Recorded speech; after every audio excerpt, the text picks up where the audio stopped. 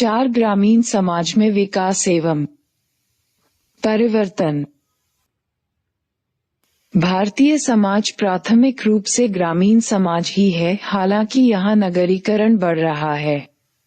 भारत के बहुसंख्यक लोग गांव में ही रहते हैं। 69% 2011 की जनगणना के अनुसार उनका जीवन कृषि अथवा उससे संबंधित व्यवसायों से चलता है। इसका अर्थ ये हुआ कि बहुत से भारतीयों के लिए भूमि उत्पादन का एक महत्वपूर्ण साधन है। भूमि संपत्ति का एक महत्वपूर्ण प्रकार भी है, लेकिन भूमि न तो केवल उत्पादन का साधन है और न ही केवल संपत्ति का एक प्रकार, न ही केवल कृषि है जो कि उनके जीविका का एक प्रकार है। ये जीने का एक तरीका भी है। हमारी बहुत सी सांस्कृतिक रस्मों और उनकी प्रकार में कृषि की पृष्ठभूमि होती है। आप पिछले पाठों को याद कीजिए कि कैसे संरचनात्मक और सांस्कृतिक परिवर्तन घनिष्ठ रूप में एक दूसरे से जुड़े हुए हैं। उदाहरण के लिए भारत के विभिन्न क्षेत्रों में नव वर्ष के त्योहार जैसे तमिलनाडु में पोंगल, आसाम में बिहू, पंजाब में बैसाखी, कर्नाटक में उगाड़ी, ये सब मुख्य रूप से फसल काटने के समय मनाए जाते हैं और नए कृषि मौसम के आने की घोषणा करते हैं। कुछ अन्य कृषि संबंधी त्योहारों के बारे में जानकारी प्राप्त कीजिए। कृषि एवं संस्कृति के बीच एक घनिष्ठ संबंध है। हमारे देश में कृषि की प्रकृति और अभ्यास प्रत्येक क्षेत्र में भिन्न भिन्न तरह का मिलेगा। ये भिन्नताएं विभिन्न क्षेत्रीय संस्कृतियों में बिंबित होती हैं। आप कह सकते हैं कि ग्रामीण भारत की सांस्कृतिक और सामाजिक संरचना दोनों कृषि और कृषिक अग्रेरियन जीवन पद्धति से बहुत निकटता से जुड़ी हुई है। अधिकतम ग्रामीण जनसंख्या के लिए कृषि जीविका का एकमात्र महत्वपूर्ण स्रोत या साधन है। लेकिन ग्रामीण सिर्फ कृषि ही नहीं है। बहुत से ऐसे क्रियाकलाप हैं जो कृषि और ग्राम्य जीवन की मदद के लिए हैं और वे ग्रामीण भारत में लोगों के जीविका के स्रोत हैं। उदाहरण के लिए बहुत से ऐसे कारीगर या दस्तकार जैसे कुम्हार, खाती, जुलाहे, लुहार एवं सुनार भी ग्रामीण क्षेत्रों में रहते हैं। वे ग्रामीण अर्थव्यवस्था का एक हिस्सा और खंड हैं। औपनिवेशिक काल से ही वे संख्या में धीरे धीरे कम होते जा रहे हैं। आपने पहले अध्याय में पढ़ ही लिया है कि कैसे मशीन से बने सामानों के आगमन ने उनकी हाथ से बनी हुई वस्तुओं का स्थान ले लिया है। बहुत से अन्य विशेषज्ञ एवं दस्तकार जैसे कहानी सुनाने वाले, ज्योतिषी, पुजारी, भिश्ती एवं तेली इत्यादि भी ग्रामीण जीवन में लोगों को सहारा देते हैं। ग्रामीण भारत में व्यवसायों की भिन्नता यहाँ की जाति व्यवस्था में प्रतिबिंबित होती है, जहाँ की कुछ क्षेत्रों में विशेषज्ञ और अपनी सेवाएं देने वाले धोबी, कुम्हार एवं सुनार इत्यादि सम्मिलित होते हैं। इनमें से कुछ परंपरागत व्यवसाय आज टूट रहे हैं, लेकिन ग्रामीण नगरीय आर्थिकी के परस्पर अंतःसंबंध से कई व्यवसाय गांवों में आ रहे हैं। बहुत से लोग गांवों में रहते हैं, नौकरी करते हैं या उनकी जीविका ग्रामीण कृषि क्रियाकलापों पर आधारित है।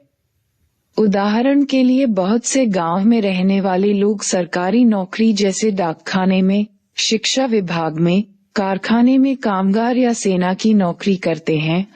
उनकी जीविका कृषि क्रियाकलापों से चलती है। 4.1 कृषिक संरचना ग्रामीण भारत में। जाति एवं वर्ग। ग्रामीण समाज में कृषि योग्य भूमि ही जीविका का एकमात्र महत्वपूर्ण साधन और संपत्ति का एक प्रकार है। लेकिन किसी विशिष्ट गांव या किसी क्षेत्र में रहने वालों के बीच इसका उचित विभाजन नहीं है।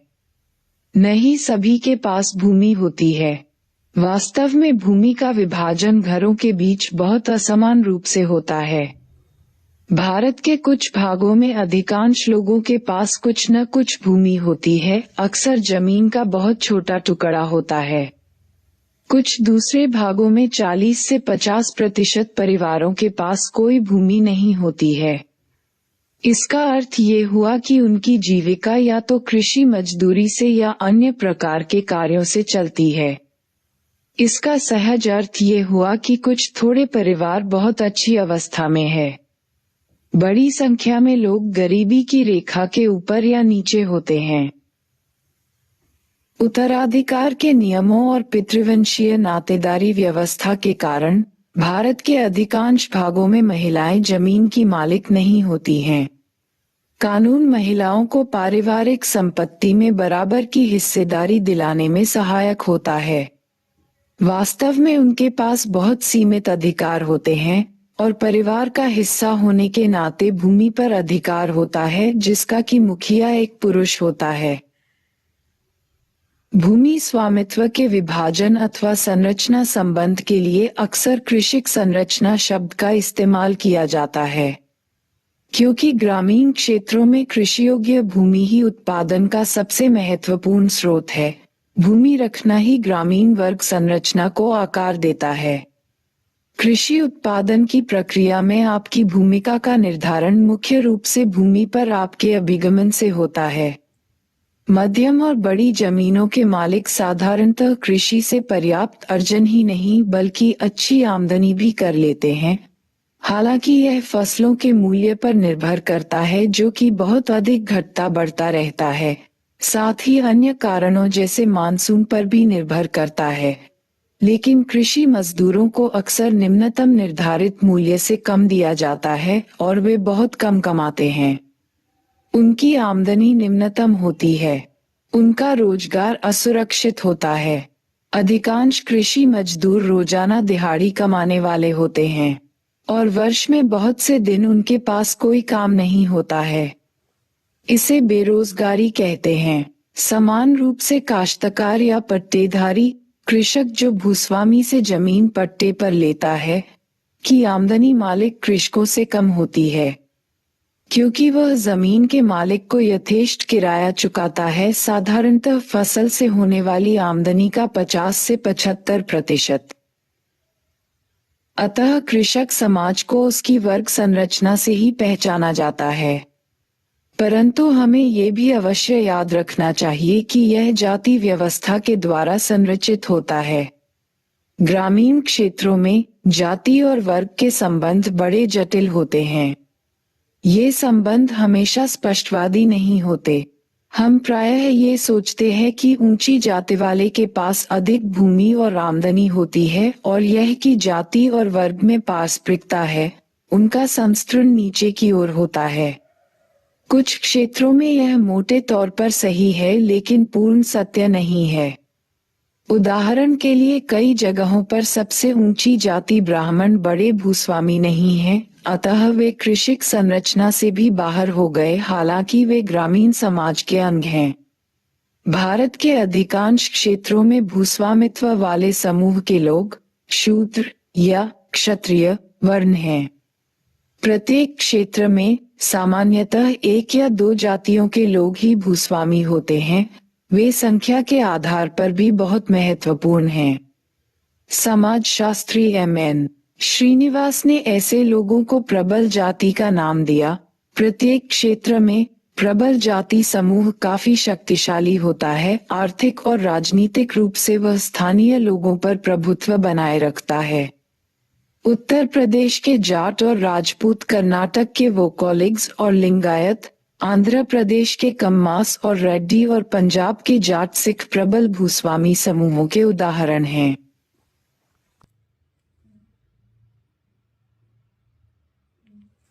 सामान्यतः प्रबल भूस्वामियों के समूहों में मध्य और ऊंची जातीय समूहों के लोग आते हैं।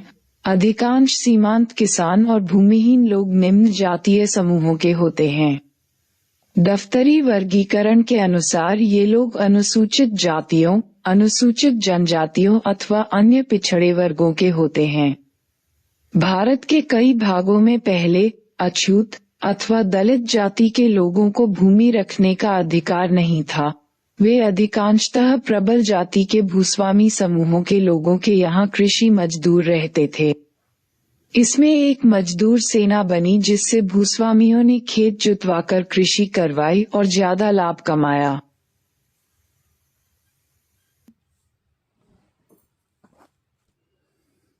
जाति और वर्ग का अनुपात अच्छा नहीं था, अर्थात विशिष्ट अर्थ में सबसे अच्छी जमीन और साधन उच्च एवं मध्य जातियों के पास थे।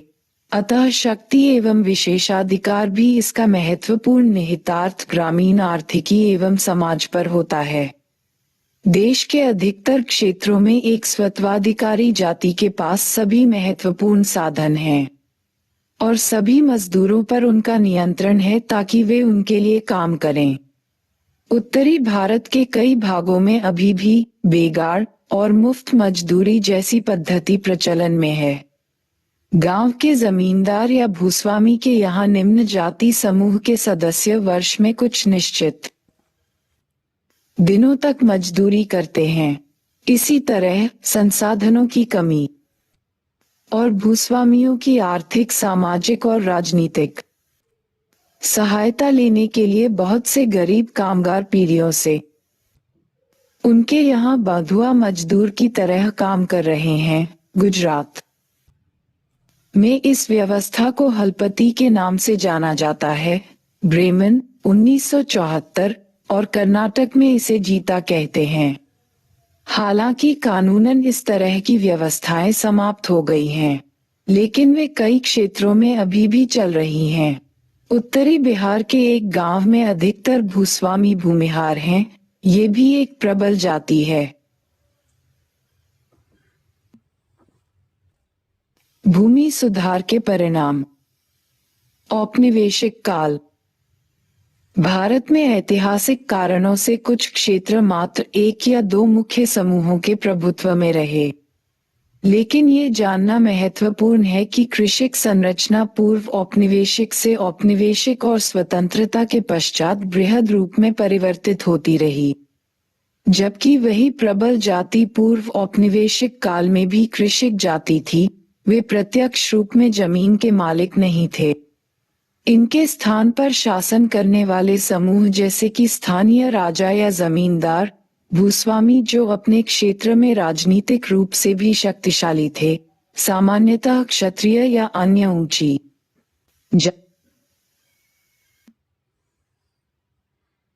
जाति के होते थे, भूमि पर नियंत्रण रखते थे। किसान अथवा कृषक जो कि उस भूमि पर कार्य करता था, वह फसल का एक पर्याप्त भाग उन्हें देता था। जब ब्रिटिश औपनिवेशिक भारत में आए तो उन्होंने कई क्षेत्रों में इन स्थानीय जमींदारों द्वारा ही काम चलवाया। उन्होंने जमींदारों को संपत्ति के अधिकार भी दे दिए। ब्रिटिश लोगों के लिए काम करते हुए उन्हें जमीन पर पहले से ज्यादा नियंत्रण मिला। हालांकि औपनिवेशिकों ने कृषि भूमि पर बहुत बड़ा टैक्स लगा दिया था। जमींदार कृषक से टैक्स के रूप में जितनी ज्यादा उपज और पैसा ले सकते थे, ले लेते थे। जमींदारी व्यवस्था का एक परिणाम ये हुआ कि ब्रिटिश काल के दौरान कृषि उत्पादन कम होने लगा। जमींदारों ने किसानों को अपने दबाव से पीस डाला। साथ ही बार बार पड़ने वाले अकाल और युद्ध ने जनता को एक तरह से मार डाला। औपनिवेशिक भारत में बहुत से जिलों का प्रशासन जमींदारी व्यवस्था द्वारा चलता था। अन्य क्षेत्रों में ये सीधा ब्रिटिश शासन के अधीन था, जिसमें भूप्रबंध रैयतवाड़ी व्यवस्था के द्वारा होता था। तेलुगु में रैयत का अर्थ है कृषक। इस व्यवस्था में जमींदार के स्थान पर वास्तविक कृषक, वे खुद बहुधा जमींदार होते थे, न कि कृषक, ही टैक्स चुकाने के लिए जिम्मेदार होते थे। क्योंकि औपनिवेशिक सरकार सीधा किसानों या भूस्वामियों से ही सरोकार रखती थी, न कि किसी लॉर्ड के द्वारा, इसमें टैक्स का भार कम होता था और कृषकों को कृषि में निवेश करने के लिए अधिक प्रोत्साहन मिलता था। इसके परिणामस्वरूप इन क्षेत्रों में अपेक्षाकृत अधिक उत्पादन हुआ और वे संपन्न हुए। औपनिवेशिक भारत में जमीन के टैक्स देने की यह पृष्ठभूमि आप अपनी इतिहास की पुस्तक में इस बारे में ज्यादा जान पाएंगे। वर्तमान भारत में कृषिक संरचना का अध्ययन करते हुए ध्यान में रखना महत्वपूर्ण है, क्योंकि आज वर्तमान संरचना में परिवर्तन एक श्रृंखला के रूप में आने शुरू हो गए हैं। स्वतंत्र भारत। भारत के स्वतंत्र होने के बाद नेहरू और उनके नीति सलाहकारों ने नियोजित विकास के कार्यक्रमों की तरफ अपना ध्यान केंद्रित किया। कृषिकीय सुधारों के साथ ही साथ औद्योगिकरण भी इसमें शामिल था। नीति निर्माताओं ने उस समय भारत की निराशाजनक कृषि स्थिति पर अपने जवाबी मुद्दे बताए। इसमें शामिल किए गए मुख्य मुद्दे थे पैदावार का कम होना, आयातित अनाज पर निर्भरता और ग्रामीण जनसंख्या के एक बड़े भाग में गहन गरीबी का होना। कृषि की उन्नति के लिए कृषिक संरचना में महत्वपूर्ण सुधार किए जाएं और विशेष रूप से भूस्वामित्व एवं भूमि के बंटवारे की व्यवस्था में भी सुधार किए जाएं। सन 1950 से 1970 के बीच में भूमि सुधार कानूनों की एक श्रृंखला को शुरू किया गया। इसे राष्ट्रीय स्तर के साथ राज्य के स्तर पर भी चलाया गया। इसका इरादा इन परिवर्तनों को लाने का था। विधेयक में पहला सबसे महत्वपूर्ण परिवर्तन था जमींदारी व्यवस्था को समाप्त करना। इससे उन बिचौलियों की फौज समाप्त हो गई जो कि कृषक और राज्य के बीच में थी। भू सुधार के लिए पास किए गए कानूनों में ये संभवतः सबसे अधिक प्रभावशाली कानून था। यह महत्वपूर्ण क्षेत्रों में भूमि पर जमींदारों के उच्च अधिकारों को दूर करने में और उनकी आर्थिक एवं राजनीतिक शक्तियों को कम करने में सफल रहा। निश्चित रूप से ये बिना संघर्ष के नहीं हो सकता था, लेकिन इसमें अंततोगत्वा वास्तविक भूस्वामियों एवं स्थानीय कृषकों की स्थिति को मजबूत कर दिया। हालांकि जमींदारी उन्मूलन ने भूसामंतवाद या पट्टेदारी या साझा कृषि व्यवस्था को पूरी तरह साफ नहीं किया। ये कई क्षेत्रों में चलता रहा। कृषिक संरचना की बहुआयामी परतों में फैला हुआ भूमि सामंतवाद केवल सबसे ऊपर वाली परतों में ही समाप्त हुआ।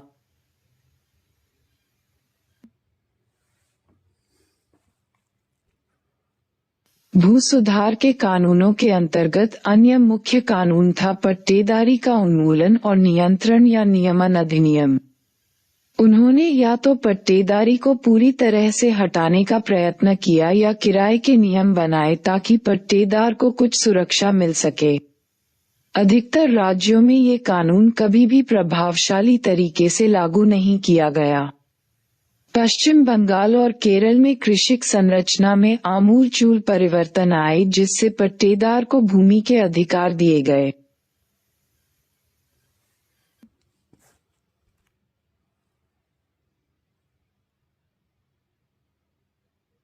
भूमि सुधार की तीसरी मुख्य श्रेणी में भूमि की हदबंदी अधिनियम थे। इन कानूनों के तहत एक विशिष्ट परिवार के लिए जमीन रखने की उच्चतम सीमा तय कर दी गई। प्रत्येक क्षेत्र में हदबंदी भूमि के प्रकार, उपज और अन्य इसी प्रकार के कारकों पर निर्भर थी। बहुत अधिक उपजाऊ जमीन की हदबंदी कम थी, जबकि अनुपजाऊ, बिना पानी वाली जमीन की हदबंदी अधिक सीमा तक थी। ये संभवतः राज्यों का कार्य था कि वह निश्चित करे कि अतिरिक्त भूमि हदबंदी सीमा से ज्यादा को वह अधिग्रहित कर लें और इसे भूमिहीन परिवारों को तय की गई श्रेणी के अनुसार पुनः वितरित कर दें, जैसे अनुसूचित जाति और अनुसूचित जनजाति में। परंतु अधिकांश राज्यों में ये अधिनियम दंतविहीन साबित हुए। इसमें बहुत से ऐसे बचाव के रास्ते और युक्तियां थी जिससे परिवारों और घरानों ने अपनी भूमि को राज्यों को देने से बचा लिया था। हालांकि कुछ बड़ी जागीरों या जायदादों एस्टेट को तोड़ दिया गया, लेकिन अधिकतर मामलों में भूस्वामियों ने अपनी भूमि रिश्तेदारों या अन्य लोगों के बीच विभाजित कर दी। इसमें उनके नौकर के नाम भी तथाकथित बेनामी बदल दी गई, जिसमें उन्हें जमीन पर नियंत्रण करने का अधिकार दिया गया। वास्तव में उनके नाम नहीं किया गया। कुछ स्थानों पर कुछ अमीर किसानों ने अपनी पत्नी को वास्तव में तलाक दे दिया, परंतु उसी के साथ रहते रहे, सीलिंग अधिनियम की व्यवस्था से बचने के लिए, जो कि एक अविवाहित महिला को अलग हिस्सा देने की अनुमति देता है लेकिन पत्नियों को नहीं। कृषिक संरचना पूरे देश में बहुत ही भिन्न स्तर पर मिलती है। विभिन्न प्रकार और विभिन्न राज्यों में भूमि सुधार की प्रगति भी असमान रूप से हुई। मोटे तौर पर कहें तो ये कहा जा सकता है कि हालांकि इसमें औपनिवेशिक काल से अब तक वास्तव में परिवर्तन आया, लेकिन अभी भी बहुत असमानता बची हुई है। इस संरचना ने कृषि संबंधी उपज पर ध्यान खींचा। भूमि सुधार न केवल कृषि उपज को अधिक बढ़ाने के लिए बल्कि ग्रामीण क्षेत्रों से गरीबी हटाने और सामाजिक न्याय दिलाने के लिए भी आवश्यक है। 4.3 हरित क्रांति और इसके सामाजिक परिणाम। हमने देखा कि अधिकतर क्षेत्रों में भू सुधार का ग्रामीण समाज तथा कृषिक संरचना पर एक सीमित प्रभाव ही है। इसके विपरीत 1960-70 के दशकों को हरित क्रांति द्वारा उन क्षेत्रों में जहां ये प्रभावशाली रही, महत्वपूर्ण परिवर्तन हुए।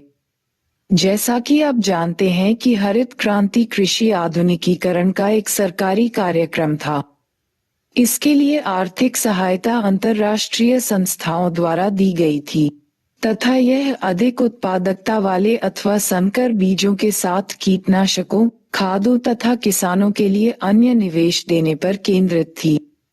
हरित क्रांति कार्यक्रम केवल उन्हीं क्षेत्रों में लागू किया गया था जहां सिंचाई का समुचित प्रबंध था, क्योंकि नए बीजों तथा कृषि पद्धति हेतु समुचित जल की आवश्यकता थी।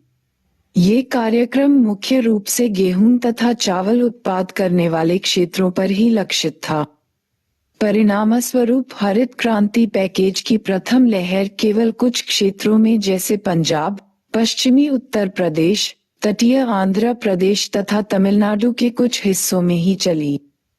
इन क्षेत्रों में त्वरित सामाजिक तथा आर्थिक परिवर्तनों ने समाजशास्त्रियों द्वारा हरित क्रांति के बारे में श्रृंखलाबद्ध अध्ययनों तथा जोरदार वाद विवादों की बाढ़ ला दी। नई तकनीक द्वारा कृषि उत्पादकता में अत्यधिक वृद्धि हुई। दशकों बाद पहली बार भारत खाद्यान्न उत्पादन में स्वावलंबी बनने में सक्षम हुआ। हरित क्रांति सरकार तथा इसमें योगदान देने वाले वैज्ञानिकों की एक महत्वपूर्ण उपलब्धि मानी गई है। हालांकि इसके कुछ नकारात्मक सामाजिक तथा पर्यावरण के विपरीत प्रभावों की ओर हरित क्रांति के क्षेत्रों का अध्ययन करने वाले समाजशास्त्रियों ने संकेत किया है। हरित क्रांति के अधिकतर क्षेत्रों में मूल रूप से मध्यम तथा बड़े किसान ही नई तकनीक का लाभ उठा सके। इसका कारण ये था कि इसमें किया जाने वाला निवेश महंगा था, जिनका व्यय छोटे तथा सीमांत किसान उठाने में उतने सक्षम नहीं थे जितने कि बड़े किसान। जब कृषक मूल रूप से स्वयं के लिए उत्पादन करते हैं तथा बाजार के लिए उत्पादन करने में असमर्थ होते हैं, तब उन्हें जीवन निर्वाही कृषक कहा जाता है तथा आमतौर पर उन्हें कृषक की संज्ञा दी जाती है। काश्तकार अथवा किसान वे हैं जो परिवार की आवश्यकता से अधिक अतिरिक्त उत्पादन करने में सक्षम होते हैं तथा इस प्रकार वे बाजार से जुड़े होते हैं। हरित क्रांति और इसके बाद होने वाले कृषि व्यापारीकरण का मुख्य लाभ उन किसानों को मिला जो बाजार के लिए अतिरिक्त उत्पादन करने में सक्षम थे। इस प्रकार हरित क्रांति के प्रथम चरण 1960 तथा 1970 के दशकों में नई तकनीक के लागू होने से ग्रामीण समाज में असमानताएं बढ़ने का आभास हुआ। हरित क्रांति की फसलें अधिक लाभ वाली थीं क्योंकि इनसे अधिक उत्पादन होता था। अच्छी आर्थिक स्थिति वाले किसान जिनके पास जमीन, पूंजी, तकनीक तथा जानकारी थी तथा जो नए बीजों और खादों में पैसा लगा सकते थे, वे अपना उत्पादन बढ़ा सके और अधिक पैसा कमा सके। हालांकि कई मामलों में इससे पट्टेदार कृषक बेदखल भी हुए। ऐसा इसलिए कि भूस्वामियों ने अपने पट्टेदारों से जमीन वापस ले ली, क्योंकि अब सीधे कृषि कार्य करना अधिक लाभदायक था। इससे धनी किसान और अधिक संपन्न हो गए तथा भूमिहीन तथा सीमांत भूधारकों की दशा और बिगड़ गई। इसके अतिरिक्त पंजाब तथा मध्य प्रदेश के कुछ क्षेत्रों में कृषि उपकरणों जैसे टिलर, ट्रैक्टर, थ्रेशर व हार्वेस्टर के प्रयोग में सेवा प्रदान करने वाली जातियों के उन समूहों को भी बेदखल कर दिया जो इन कृषि संबंधी क्रियाकलापों को करते थे। इस बेदखली की प्रक्रिया ने ग्रामीण क्षेत्रों से नगरीय क्षेत्रों की ओर प्रवासन की गति को और भी बढ़ा दिया। हरित क्रांति की अंतिम परिणति, विभेदीकरण, एक ऐसी प्रक्रिया थी जिसमें धनी अधिक धनी हो गए तथा कई निर्धन पूर्ववत रहे या अधिक गरीब हो गए। ये बात भी ध्यान देने योग्य है कि कई क्षेत्रों में मजदूरों की मांग बढ़ने से कृषि मजदूरों का रोजगार तथा उनकी दिहाड़ी में भी बढ़ोतरी हुई। इसके अतिरिक्त कीमतों की बढ़ोतरी तथा कृषि मजदूरों के भुगतान के तरीकों में बदलाव, खाद्यान्न के स्थान पर नकद भुगतान से अधिकतर ग्रामीण मजदूरों की आर्थिक दशा खराब हो गई।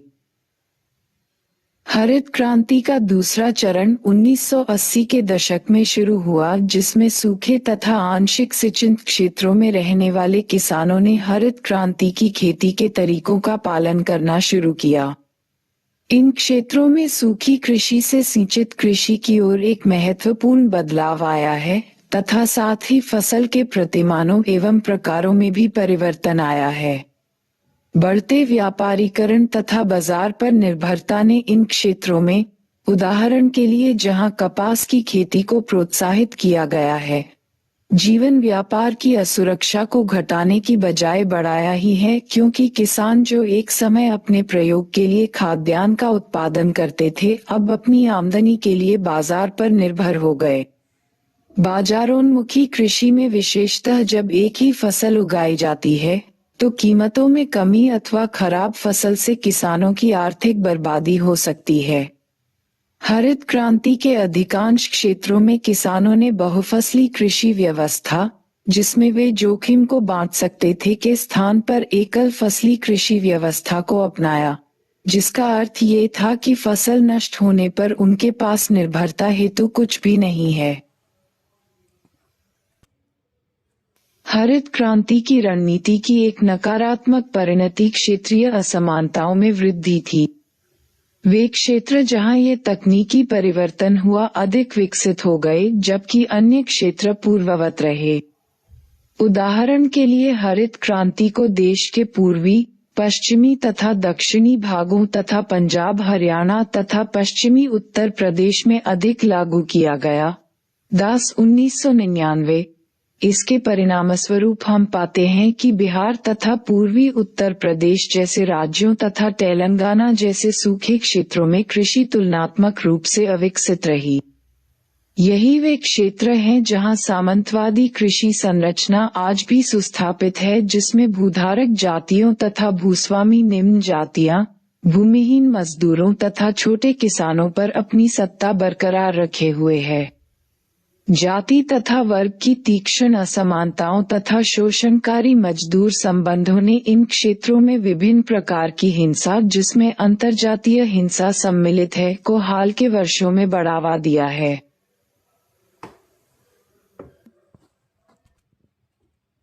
अक्सर यह सोचा जाता है कि कृषि की वैज्ञानिक पद्धति की जानकारी देने से भारतीय कृषकों की दशा में सुधार होगा। हमें ये याद रखना चाहिए कि भारतीय कृषक सदियों से हरित क्रांति के प्रारंभ से कहीं पहले से कृषि कार्य करते आ रहे हैं। उन्हें कृषि भूमि तथा उसमें बोई जाने वाली फसलों के बारे में बहुत सघन तथा विस्तृत पारंपरिक जानकारी है। ऐसी बहुत सी जानकारी, जैसे बीजों की बहुत सी पारंपरिक किस्में जिन्हें किसानों ने सदियों में उन्नत किया था, लुप्त होती जा रही है, क्योंकि संकर तथा जैविक सुधार वाले बीजों की किस्मों को अधिक उत्पादकता वाले तथा वैज्ञानिक बीजों के रूप में प्रोत्साहित किया जा रहा है। गुप्ता 1988, वासवी 1999। पर्यावरण तथा समाज पर कृषि के आधुनिक तरीकों के नकारात्मक प्रभाव को देखते हुए बहुत से वैज्ञानिक तथा कृषक आंदोलन अब कृषि के पारंपरिक तरीकों तथा अधिक सावयवी बीजों के प्रयोग की ओर लौटने की सलाह दे रहे हैं। बहुत से ग्रामीण लोग स्वयं विश्वास करते हैं कि संकर किस्म पारंपरिक किस्मों से कम स्वस्थ होती हैं। 4.4 स्वतंत्रता के बाद ग्रामीण समाज में परिवर्तन। स्वातंत्र्योत्तर काल में ग्रामीण क्षेत्रों में सामाजिक संबंधों की प्रकृति में अनेक प्रभावशाली रूपांतरण हुए। विशेषतः उन क्षेत्रों में जहां हरित क्रांति लागू हुई। ये बदलाव थे गहन कृषि के कारण कृषि मजदूरों की बढ़ोतरी, भुगतान में सामान अनाज के स्थान पर नकद भुगतान, पारंपरिक बंधनों में शिथिलता अथवा भूस्वामी एवं किसान या कृषि मजदूरों, जिन्हें बंधुआ मजदूर भी कहते हैं, कि मध्य पुश्तैनी संबंधों में कमी होना, और मुक्त दिहाड़ी मजदूरों के वर्ग का उदय भूस्वामियों, जो अधिकतर प्रबल जाति के होते थे, तथा कृषि मजदूरों के, अधिकतर निम्न जातियों के, मध्य संबंधों की प्रकृति में परिवर्तन का वर्णन समाजशास्त्री जॉन ब्रेमन ने संरक्षण से शोषण की ओर बदलाव में किया था। ब्रेमन 1974 ऐसे परिवर्तन उन तमाम क्षेत्रों में हुए जहां कृषि का व्यापारीकरण अधिक हुआ, अर्थात जहां फसलों का उत्पादन मूल रूप से बाजार में बिक्री के लिए किया।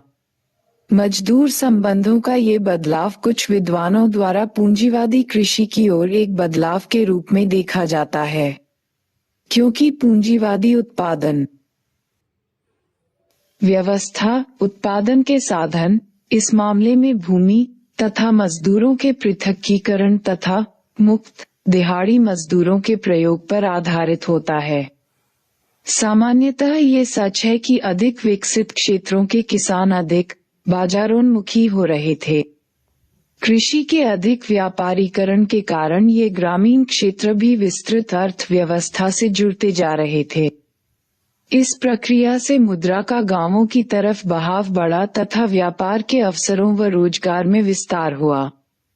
लेकिन हमें ये याद रखना चाहिए कि ग्रामीण अर्थव्यवस्था में बदलाव की यह प्रक्रिया वास्तव में औपनिवेशिक काल में प्रारंभ हुई थी।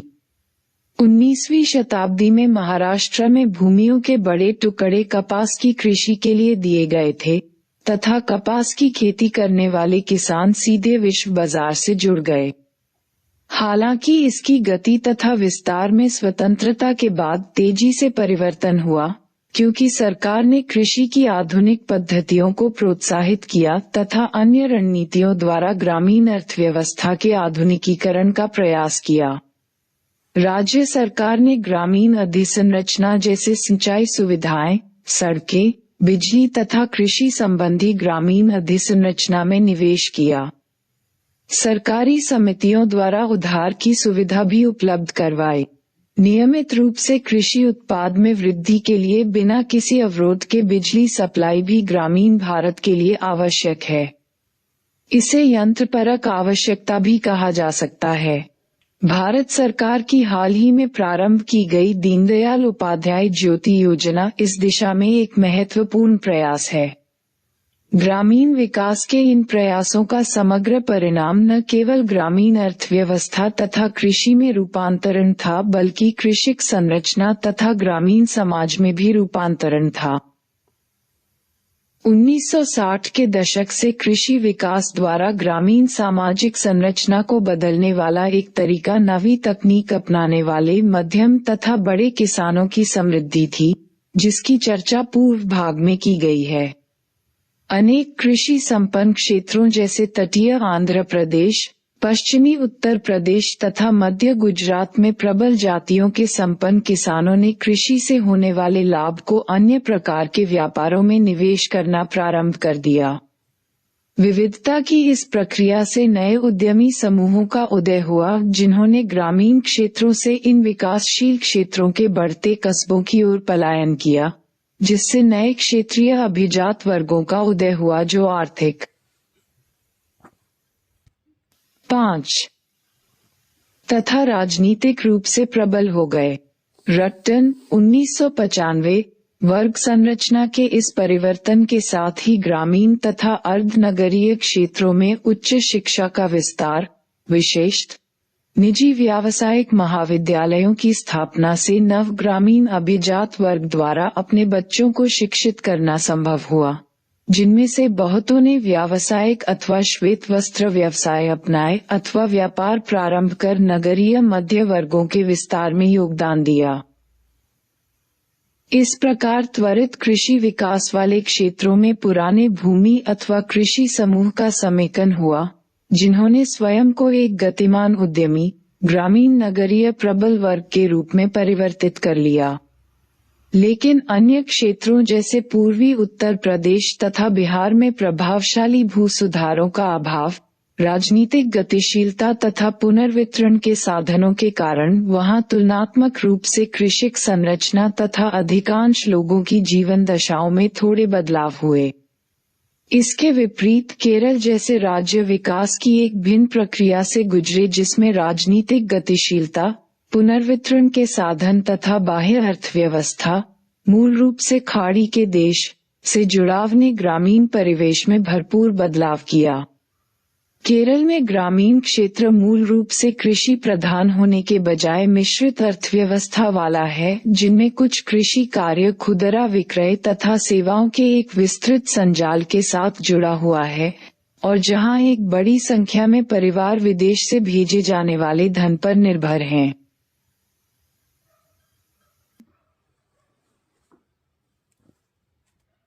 .5 मजदूरों का संचार, सर्कुलेशन।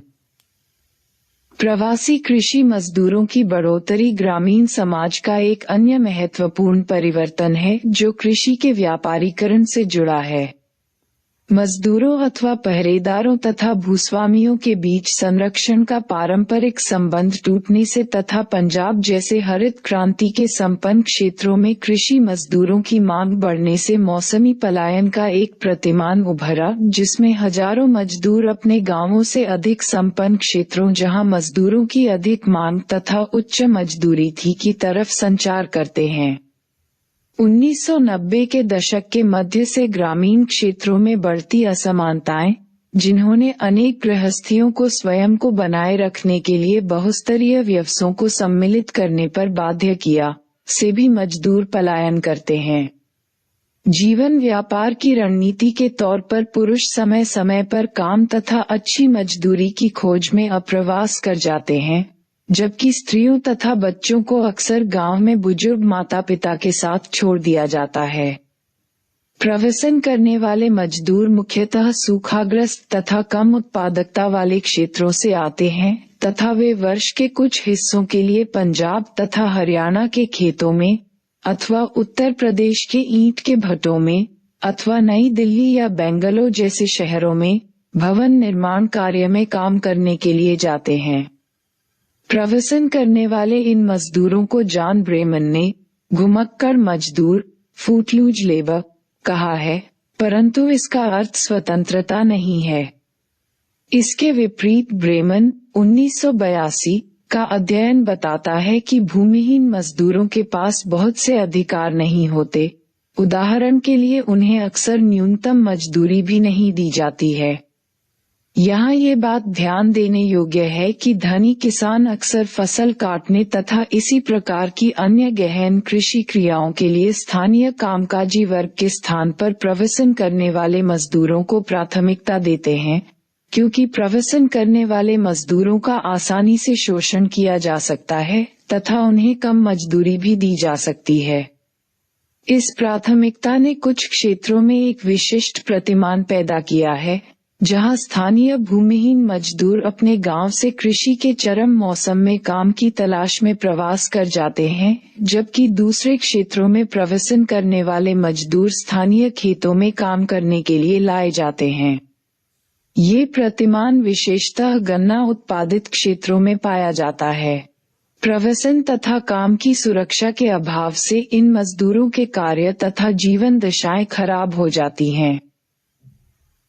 मजदूरों के बड़े पैमाने पर संचार से ग्रामीण समाज, दोनों ही भेजने वाले तथा प्राप्त करने वाले क्षेत्रों पर अनेक महत्वपूर्ण प्रभाव पड़े हैं। उदाहरण के लिए निर्धन क्षेत्रों में, जहां परिवार के पुरुष सदस्य वर्ष का अधिकतर हिस्सा गांवों के बाहर काम करने में बिताते हैं, कृषि मूल रूप से एक महिलाओं का कार्य बन गया है। महिलाएं भी कृषि मजदूरों के मुख्य स्रोत के रूप में उभर रही हैं, जिससे कृषि मजदूरों का महिलाकरण हो रहा है। महिलाओं में असुरक्षा अधिक है क्योंकि वे समान कार्य के लिए पुरुषों से कम मजदूरी पाती हैं। अभी हाल तक सरकारी आंकड़ों में कमाने वालों तथा मजदूरों के रूप में महिलाएं मुश्किल से नजर आती थीं, जबकि महिलाएं भूमि पर भूमिहीन मजदूर तथा कृषक के रूप में श्रम करती हैं। मौजूदा पितृवंशीय नातेदारी व्यवस्था तथा अन्य सांस्कृतिक व्यवहार जिनसे पुरुष के अधिकारों का हित होता है, आमतौर पर महिलाओं को भूमि के स्वामित्व से पृथक रखता है। 4.6 भूमंडलीकरण, उदारीकरण तथा ग्रामीण समाज। उदारीकरण की नीति, जिसका अनुसरण भारत 1980 के दशक के उत्तरार्ध से कर रहा है, का कृषि तथा ग्रामीण समाज पर बहुत महत्वपूर्ण प्रभाव पड़ा है। इस नीति के अंतर्गत विश्व व्यापार संगठन WTO में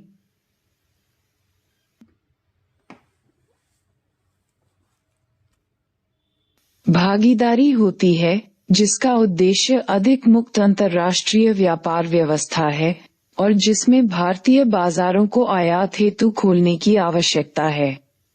दशकों तक सरकारी सहयोग और संरक्षित बाजारों के बाद भारतीय किसान अंतर्राष्ट्रीय बाजार से प्रतिस्पर्धा हेतु प्रस्तुत है। उदाहरण के लिए हम सभी ने आयातित फलों तथा अन्य खाद्य सामग्री को अपने स्थानीय बाजारों में देखा है। ये वे वस्तुएं हैं जो कुछ वर्ष पूर्व तक आयात प्रतिस्थापन नीतियों के कारण उपलब्ध नहीं थी। हाल ही में भारत ने गेहूं के आयात का भी फैसला किया, जो एक विवादास्पद फैसला था जिसने खाद्यान्न में आत्मनिर्भरता की पूर्व नीति को उलट दिया और साथ ही जो स्वतंत्रता के बाद के प्रारंभिक वर्षों में अमेरिका के खाद्यान्न पर हमारी निर्भरता की कटु स्मृति कराता है। ये कृषि के भूमंडलीकरण की प्रक्रिया अथवा कृषि को विस्तृत अंतर्राष्ट्रीय बाजार में सम्मिलित किए जाने के संकेत हैं, वह प्रक्रिया जिसका किसानों और ग्रामीण समाज पर सीधा प्रभाव पड़ा है। उदाहरणार्थ, पंजाब और कर्नाटक जैसे कुछ क्षेत्रों में किसानों ने बहुराष्ट्रीय कंपनियों जैसे पेप्सी, कोक से कुछ निश्चित फसलें जैसे टमाटर और आलू उगाने की संविदा दी गई है, जिन्हें ये कंपनियां उनसे प्रसंस्करण अथवा निर्यात हेतु खरीद लेती हैं। ऐसी संविदा खेती पद्धति में कंपनियां उगाई जाने वाली फसलों की पहचान करती हैं, बीज तथा अन्य वस्तुएं निवेशों के रूप में उपलब्ध करवाती हैं, साथ ही जानकारी तथा अक्सर कार्यकारी पूंजी भी देती है। बदले में किसान बाजार की ओर से आश्वस्त रहता है क्योंकि कंपनी पूर्व निर्धारित तय मूल्य पर उपज के क्रय का आश्वासन देती है। संविदा खेती कुछ विशिष्ट मदों जैसे फूल, कट फ्लावर, अंगूर, अंजीर तथा अनार जैसे फल, कपास तथा तिलहन के लिए आजकल बहुत सामान्य है। जहां संविदा खेती किसानों को वित्तीय सुरक्षा प्रदान करती है, वहीं ये किसानों के लिए अधिक असुरक्षा भी बन जाती है, क्योंकि वे अपने जीवन व्यापार के लिए इन कंपनियों पर निर्भर हो जाते हैं। निर्यातोन्मुखी उत्पाद जैसे फूल और खीरे हेतु संविदा खेती का अर्थ ये भी है कि कृषि भूमि का प्रयोग खाद्यान्न उत्पादन से हटकर किया जाता है। संविदा खेती का समाजशास्त्रीय महत्व यह है कि यह बहुत से व्यक्तियों को उत्पादन प्रक्रिया से अलग कर देती है तथा उनके अपने देशीय कृषि ज्ञान को निरर्थक बना देती है। इसके अतिरिक्त संविदा खेती मूल रूप से अभिजात मदों का उत्पादन करती है तथा चूंकि यह अक्सर खाद तथा कीटनाशक का उच्च मात्रा में प्रयोग करते हैं, इसलिए ये बहुधा पर्यावरणीय दृष्टि से सुरक्षित नहीं होती। कृषि के भूमंडलीकरण का एक अन्य तथा अधिक प्रचलित पक्ष बहुराष्ट्रीय कंपनियों का इस क्षेत्र में कृषि मदों जैसे बीज, कीटनाशक तथा खाद के विक्रेता के रूप में प्रवेश है। पिछले दशक के आसपास से सरकार ने अपने कृषि विकास कार्यक्रमों में कमी की है तथा कृषि विस्तार एजेंटों का स्थान गांव में बीज, खाद तथा कीटनाशक कंपनियों के एजेंटों ने ले लिया है। ये एजेंट अक्सर किसानों के लिए नए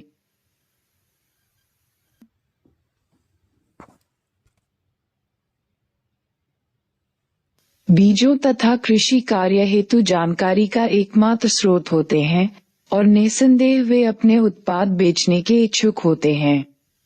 इससे किसानों की महंगी खाद और कीटनाशकों पर निर्भरता बढ़ी है, जिससे उनका लाभ कम हुआ है। बहुत से किसान ऋणी हो गए हैं तथा ग्रामीण क्षेत्रों में पर्यावरण संकट भी पैदा हुआ है। जबकि भारत में किसान सदियों से समय समय पर सूखे, फसल न होने अथवा ऋण के कारण परेशानी का सामना करते रहे हैं। किसानों द्वारा आत्महत्या की प्रघटना नहीं जान पड़ती है।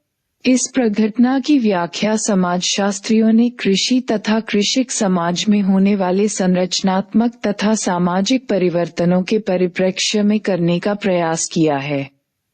ऐसी आत्महत्याएं मैट्रिक्स घटनाएं बन गई हैं, अर्थात जहां कारकों की एक श्रृंखला मिलकर एक घटना बनाती हैं। आत्महत्या करने वाले बहुत से किसान सीमांत किसान थे, जो मूल रूप से हरित क्रांति के तरीकों का प्रयोग करके अपनी उत्पादकता बढ़ाने का प्रयास कर रहे थे। हालांकि ऐसा उत्पादन करने किसानों द्वारा आत्महत्या देश के विभिन्न भागों में 1997-98 से किसानों द्वारा की जा रही आत्महत्या का संबंध कृषि में संरचनात्मक परिवर्तन व आर्थिक एवं कृषि नीतियों में परिवर्तन से होने वाली कृषिक समस्या से है। इनमें शामिल हैं भूस्वामित्व के प्रतिमान में परिवर्तन, फसलों के प्रतिमान में परिवर्तन विशेषतः नकदी फसल की ओर झुकाव के कारण, उदारीकरण की नीतियां जिन्होंने भारतीय कृषि को भूमंडलीय शक्तियों के सम्मुख कर दिया है, उच्च लागत वाले निवेशों पर अत्यधिक निर्भरता, राज्य का कृषि विस्तार गतिविधियों से बाहर होना तथा बहुराष्ट्रीय बीज तथा खाद कंपनियों द्वारा उनका स्थान लेना, कृषि के लिए राज्य सहयोग में कमी तथा कृषि कार्यों का वैयक्तिकरण।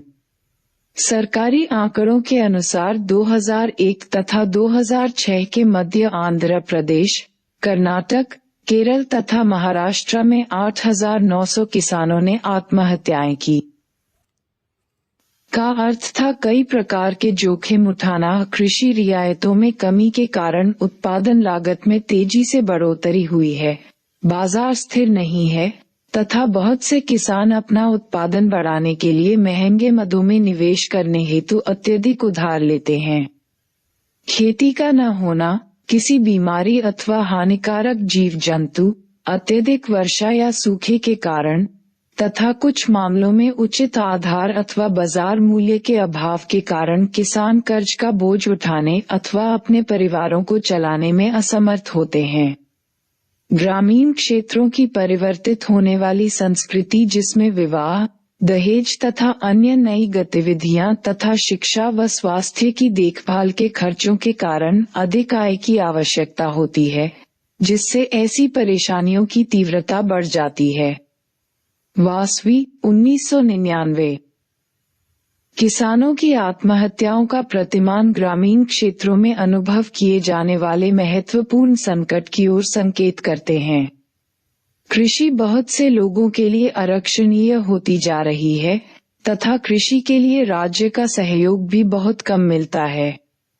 इसके अतिरिक्त कृषि के मुद्दे अब मुख्य सार्वजनिक मुद्दे नहीं रहे हैं तथा गतिशीलता के अभाव के कारण कृषक शक्तिशाली दबाव समूह बनाने में असमर्थ हैं, जो नीति निर्धारण अपने पक्ष में करवा सके अथवा नीति को प्रभावित कर सके। ऋणग्रस्तता एवं कृषि उत्पादन की प्रक्रिया में आने वाले प्राकृतिक एवं सामाजिक संकट किसानों की आत्महत्या के मुख्य कारक हैं। अनेक आकस्मिक संकट प्रकृति में आए उतार चढ़ाव से उत्पन्न होते हैं। प्रधानमंत्री फसल बीमा योजना एवं ग्राम उदय से भारत उदय अभियान और साथ ही नेशनल अर्बन मिशन, राष्ट्रीय ग्रामीण नगरीय मिशन वे कार्यक्रम हैं जिन्हें भारत सरकार संचालित करती है। इन कार्यक्रमों ने पूरे देश में किसानों के लिए एकीकृत सहायता के मार्ग खोले हैं। इसके अतिरिक्त इन कार्यक्रमों के द्वारा ग्रामीण लोगों के जीवन यापन में सुधार हुआ है। गुणात्मक 1. दिए गए गद्यांश को पढ़ें तथा प्रश्नों का उत्तर दें। अघनबीघा में मजदूरों की कठिन कार्य दशा, मालिकों की एक वर्ग के रूप में आर्थिक शक्ति तथा प्रबल जाति के सदस्य के रूप में अपरिमित शक्ति के संयुक्त प्रभाव का परिणाम थी। मालिकों की सामाजिक शक्ति का एक महत्वपूर्ण पक्ष राज्य के विभिन्न अंगों का अपने हितों के पक्ष में हस्तक्षेप करवा सकने की क्षमता थी।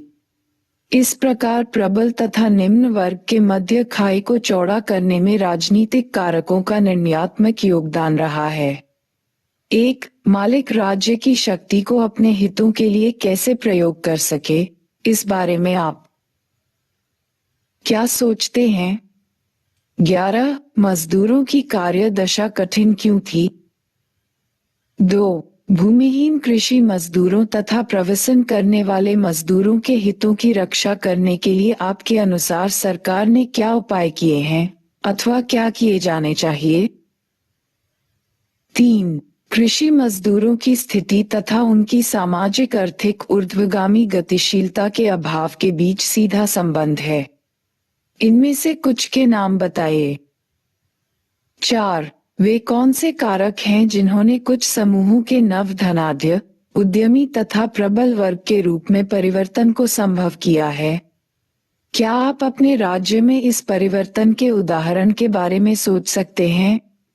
हिंदी तथा क्षेत्रीय भाषाओं की फिल्में अक्सर ग्रामीण परिवेश में होती हैं। ग्रामीण भारत पर आधारित किसी फिल्म के बारे में सोचिए तथा उसमें दर्शाए गए कृषक समाज और संस्कृति का वर्णन कीजिए। उसमें दिखाए गए दृश्य कितने वास्तविक हैं? क्या आपने हाल में ग्रामीण क्षेत्र पर आधारित कोई फिल्म देखी है? यदि नहीं तो आप इसकी व्याख्या किस प्रकार करेंगे? 5. 6. अपने पड़ोस में किसी निर्माण स्थल, ईंट के भट्टे या किसी अन्य स्थान पर जाएं जहां आपको प्रवासी मजदूरों के मिलने की संभावना हो। पता लगाएं कि वे मजदूर कहां से आए हैं, उनके गांव से उनकी भर्ती किस प्रकार की गई, उनका मुकादम कौन है। अगर वे ग्रामीण क्षेत्र से हैं तो गांवों में उनके जीवन के बारे में पता लगाएं तथा उन्हें काम ढूंढने के लिए प्रवासन करके बाहर क्यों जाना पड़ा। 7. अपने स्थानीय फल विक्रेता के पास जाएं और उससे पूछिए कि वे फल जो वह बेचता है कहां से आते हैं और उनका मूल्य क्या है। पता लगाएं कि भारत के बाहर से फलों के आयात, जैसे कि ऑस्ट्रेलिया से सेब, के बाद स्थानीय उत्पाद के मूल्यों का क्या हुआ। क्या कोई ऐसा आयातित फल है जो भारतीय फलों से सस्ता है? 8. ग्रामीण भारत में पर्यावरण स्थिति के विषय में जानकारी एकत्र कर एक रिपोर्ट लिखें। उदाहरण के लिए विषय: कीटनाशक, घटता जल स्तर, तटीय क्षेत्रों में झींगे की खेती का प्रभाव, भूमि का लवणीकरण तथा नहर सिंचित क्षेत्रों में पानी का जमाव, जैविक विविधता का ह्रास।